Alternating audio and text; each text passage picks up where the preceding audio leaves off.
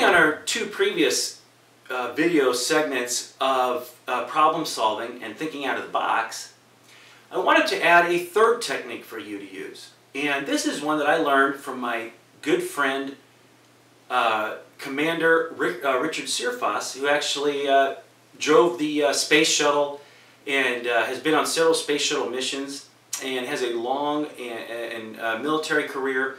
Very successful person, and now he actually flies rocket planes for his for fun. He tests out rocket planes, and more importantly, he is a coveted consultant within the aerospace industry. And what he tells me is that in aerospace, one of the key techniques they use is what they call failing forward. And what failing forward means is the courage to try different things that don't work. Try them out, it fails, and learn from that failure to move forward.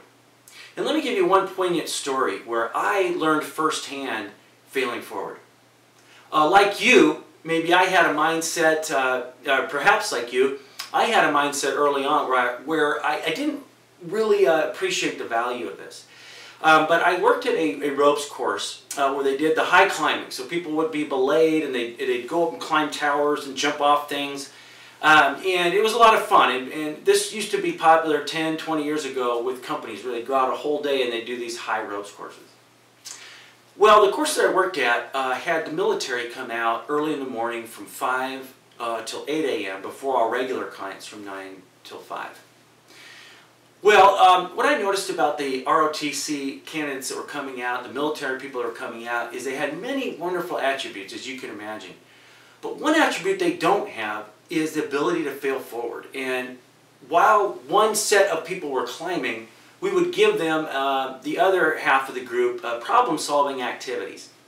And there was one in particular which they never did solve, which was 3 buckets, 3 boards. You had to put these boards together in such a way that you could suspend a bottle of water above the other 3 buckets. And obviously there was out-of-the-box thinking required to solve it.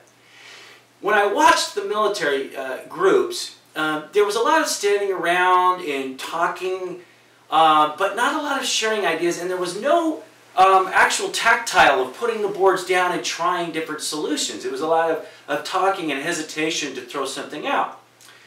Now, juxtapose this to the group that came in that morning right after the military.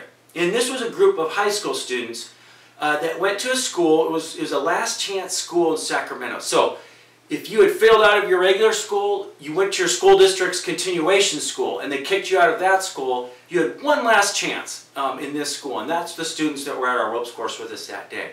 So in some sense, they were very successful at failing, and they were not afraid to fail. They had been failing, and it's not something that they were preoccupied with. What I saw amazed me, because I remember sitting there looking at them going, there's no way these kids are going to solve this. You know, this military can't get it. These kids are definitely not going to get it. And shockingly, they solved it in less than 5 minutes. And what I noticed with them was the tactile of kids grabbing boards, trying different things, trying every possible solution, and eventually they got it. And they had absolutely no fear of trying multiple. They probably tried 12 or 15 solutions in less than 5 minutes.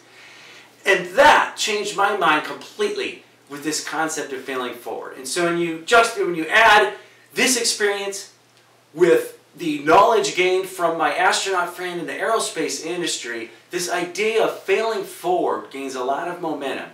And trust me, if you use this in your life, if you use this in your team problem solving and you have the courage to do it, you're going to find great results. Good luck.